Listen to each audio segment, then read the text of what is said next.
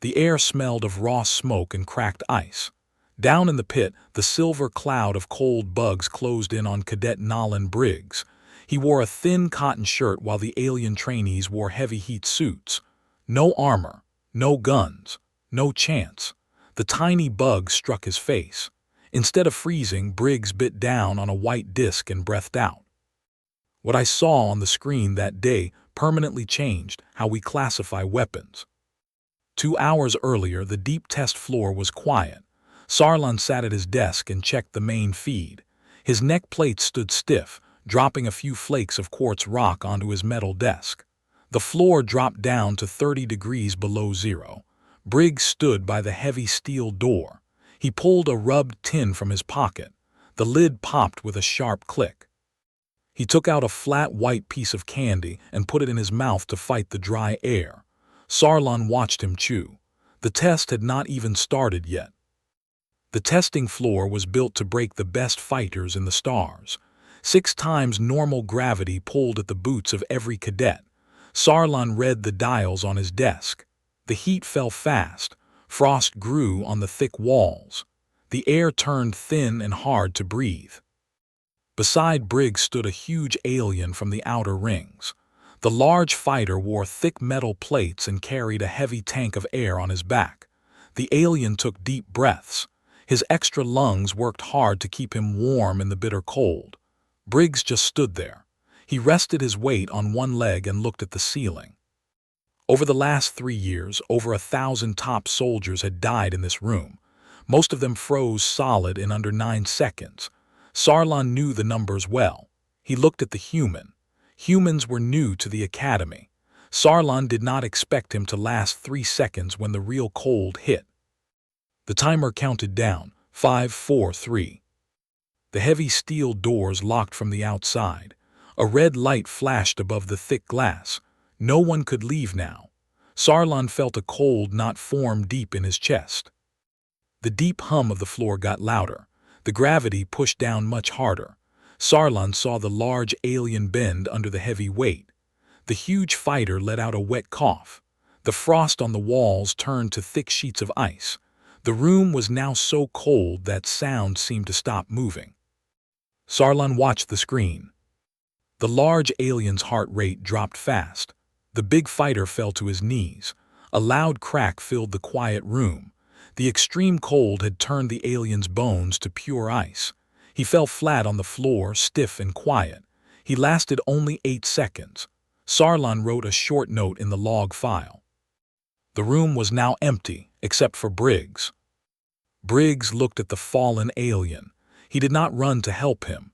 He did not yell for a guard. He just crossed his arms to keep his chest warm. Sarlon leaned closer to the glass. More quartz dust fell from his neck. The small white flakes covered his keyboard.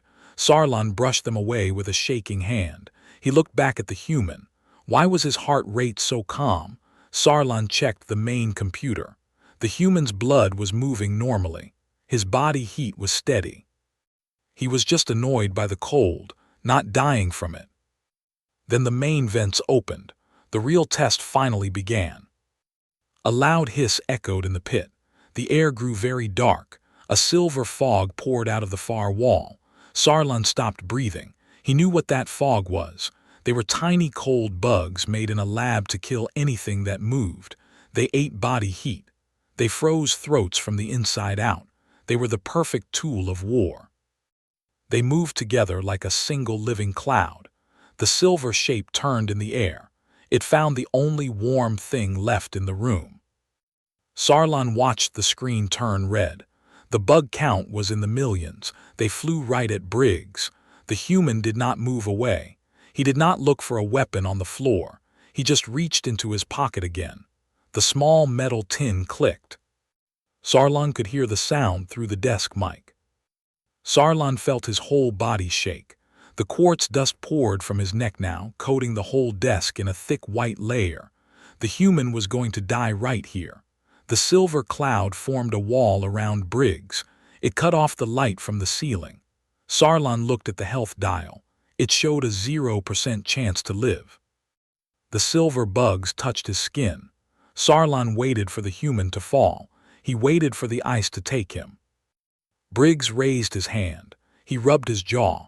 He moved his mouth, chewing on the white candy from the tin. Sarlon did not understand what he was seeing. The swarm wrapped around the human's head. The bugs tried to enter his nose and mouth. The bugs wanted his heat. Briggs took a deep breath in. His chest puffed out. He pulled the cold air, and the tiny bugs right into his mouth. Sarlon gripped the edge of his desk. The human had just eaten the front edge of the swarm. The computer flashed a bright red warning. Sarlon closed his eyes and waited for the flat line. Briggs opened his mouth and let out a long, loud sigh. A thick cloud of mint gas shot out of his mouth. The smell of strong mint filled the air vents. The heavy gas hit the silver swarm like a bomb. The tiny bugs hated the strong chemical. The mint burned them from the outside in. Sarlon watched the screen flash green, then white. The bugs stopped moving in the air. The cold gas broke their tiny bodies apart. The perfect weapon fell apart in the air. It broke, it fell, it died. The silver cloud turned to dull gray dirt. The dirt rained down on the floor plates, making a soft tapping sound. Briggs stood in the middle of the ash. He wiped his mouth with the back of his hand. "Man, those are strong today," Briggs said. The door behind Sarlon hissed open, and the lead guard walked in. The lead guard stopped at the desk. He looked through the glass at the gray dirt on the floor. He looked at the human standing there. The guard did not yell. He did not ask any questions. He just reached over Sarlon's desk. He grabbed the thick black power cord for the testing room. He pulled it hard.